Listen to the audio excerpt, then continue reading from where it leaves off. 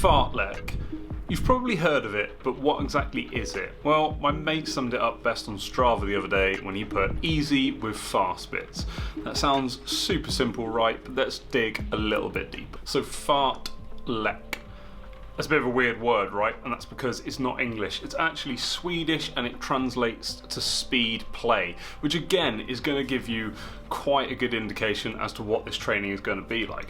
But it's a really interesting session because there's one definition which I think most everyday runners subscribe to of what fartlek training is, but there's another definition that coaches use which may be more beneficial to you in your training. So the first and most common way of defining fartlek is a run that has very little structure. So the idea is that you're going to run at an easy pace and at some point you will speed up. That's literally it. However, you're going to do this multiple times, but there's no real structure to it. So you're sort of going to have a bit of a warm-up and then you're going to run a certain amount of distance, not defined, and within that distance you're going to speed up.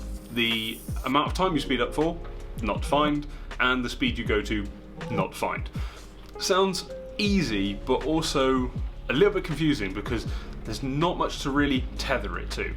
One way that people do this is they say, right, I'm going to go out and I'm going to run really easy, and every 8th lamppost I'm going to speed up. Perfect, that's totally fine. You can do that, speed up for say 30 seconds, slow back down, nice and easy, go again every 8th lamppost. You can do it that way, or you can say every time you see a dog, that works pretty well. Depends though where you're running, because if you do it with me and you run out on the country lanes, you never see any dogs. Or you could do it every left turn, that would work too. Every right turn you slow down, every left turn you speed up. That's one way of doing it. So it's really freeing and there isn't much structure to it. So it really is speed play. However, this second definition might help you use the fartlek idea in a more structured way so that you can get much more benefit out of it. So our second definition of fartlek is quite similar in that it is also an easy run and you also speed up when you like. However, there are 3 key differences, and the first one is you know exactly what pace you want to hit for your efforts, you know exactly how long each effort is going to be, and you know exactly how many efforts you're going to do. Okay, starting to sound a little bit like interval training now? Well, yes, but also no. The way to think of fartlek is it's like a little bridge that you use early on in your training to get into your interval training that is a little bit more serious later on. So with fartlek training, unlike intervals, your rest and recovery is not specified. You can do these bouts whenever you want. Also with intervals, often they can be done on a track or on a hill or maybe on a straight, and you try to get them on the flat. There's lots of things where there's so many variables that you're trying to control in an interval session. However, in fartlek, we don't really care about that. We kind of go out and we say, right, this is the pace, this is the time, and we know how many we're going to do. However, we're going to do them exactly when we feel like it. So you can run out, you can do a mile warm-up, and then you can say, right, I'm in the session now, and you can run for 30 minutes.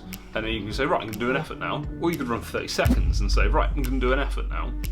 And then after that effort's gone, your recovery isn't timed. It's not like, oh, I've got 2 minutes and I've got to go again, or I've got a quarter of a mile and I've got to go again. No, you go again when you feel like it. So you can use this to your advantage because you can either go again when you're fully recovered. You could have as long as you like. You could go nice and slow. You could get all of your energy back, feel really good, wait for the legs to settle, wait for the heart rate to settle, and then go again really hard. Or you can be really horrible to yourself and you can go, right, I've just done an effort, I'm going to go now. And you just have to go again straight away, because that might be what it's like in race conditions. You might be mimicking a lead pack where there's multiple breakaways throughout the race, and you've just got to hang on and hang on and hang on, and loads of people are going. They're going now, they're going here, and you're just hanging on, and there's all these spurts of speed that you've got to keep up with. So using fartlek in this way can be really useful. However, you'll probably end up being sick in the hedge, but I mean, that doesn't mean it's been the worst training session, does it? So it's a really good training session to help add in some speed work in multiple different ways without that really rigid structure of intervals. Right, okay, so I've given you 2 definitions there for fartlek, so I'm going to give you a rough session outline for both. So the first one is the most common fartlek style, which is really loose, so obviously it's hard to give you a really specific structure for that. So the first thing I'm going to ask you to do is pick a number between 3 and 8. Pause the video, I will wait. Okay, banging. If you haven't picked a number by now, you're doing 8. I'm sorry, unlucky. So what you're going to do is you're going to go out and you're going to run for 40 minutes. The first 5 minutes are going to be easy, no efforts in this, and the last 5 minutes are also going to be easy. That's your warm up and your cool down. Okay, cool. You've got 30 minutes left. These 30 minutes you run as easy as possible. Now, for these bouts of speed, you are going to choose to do them at any point within these 30 minutes. Okay, so if you didn't pick a number, you're doing 8 of them. You can do all 8 at the beginning, you can do all 8 at the end, you can do them right in the middle, you can disperse them out however you like. You can pick something to do them. Every time you see a yellow car, every time you see a cat, every time you see your friend, I don't know, every time you do a full lap of the park, whatever it is, there's so many things and you can just decide on this. So pick something now, run with it, go out, try the session. There you go. There's not really much I can give you to really lock down a fartlek session in that sense. However, for the second idea, there is something I can give you. Okay, so let's jump into the slightly more strict version of fartlek. And for this, I'm just going to use an example of a pace I'd like to hit. I'd like to hit an hour and a quarter half marathon later in the year, so we're going to say that's my goal pace.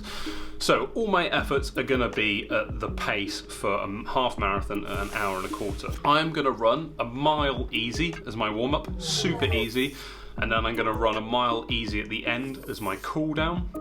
And then in the middle, I'm going to have 3 to 5 miles worth of intervals. My trigger to go is going to be fully recovered. So I'm going to be checking the whole time. I'm going to run that first mile.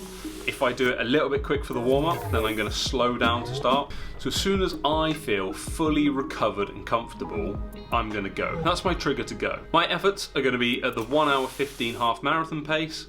There is going to be 5 efforts, and each effort is going to last for a minute. Okay, so I hit that first effort, I go for it for 1 minute, then I stop and I just run nice and easy, enjoy the rest of my run. I'm going to keep waiting for my heart rate to come down, waiting for my legs to feel right, and I just take the time until I feel completely comfortable and ready to go again. And I'm going to wait until I'm fully recovered, because that's what I want to do with this session. I want to make sure I'm fully recovered before I go for that next effort. So you may find that you don't have enough distance in this middle section to complete all of your efforts. If that's the case, just extend it a little bit. That really doesn't matter. The distance that you hit does not matter, as long as you just get all those efforts and the trigger point is right for whatever you want to do, whether that is lampposts or making sure you feel right, or just hitting them back to back because you're trying to mimic race day conditions. It's totally up to you.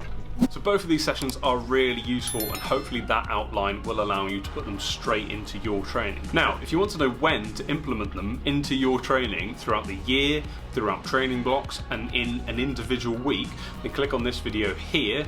And if you'd like to know about all the benefits of fartlek training, then click on this video over here. I really hope this video has helped, and if you think I've earned it, please consider subscribing to the channel, and I'll see you in the next one.